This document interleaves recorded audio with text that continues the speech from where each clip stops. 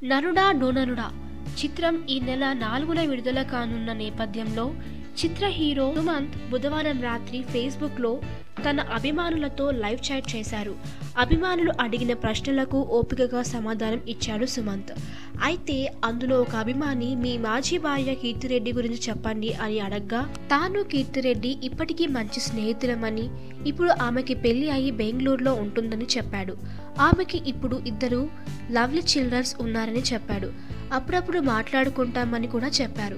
మరో అభిమాని విడాకుల తర్వాత మళ్ళీ పెళ్లి చేసుకుంటారా అని అడగ్గా నేను పెళ్లి చేసుకోదలుచుకోలేదు, ఎవరైనా పెళ్లికైనా వెళ్తాను కానీ నేను పెళ్లి చేసుకోను అని సమాధానం ఇచ్చాడు. ఇంకా మాట్లాడుతూ తనకు మంచి స్టోరీ దొరకకపోవడంతో ఇప్పటిదాకా ఆగానని చెప్పాడు. 3 సినిమాలు ఫ్లాప్ అవ్వడం, తన ఫ్యామిలీలో ప్రాబ్లమ్స్ రావడంతో ఆలస్యం అయిందని చెప్పాడు.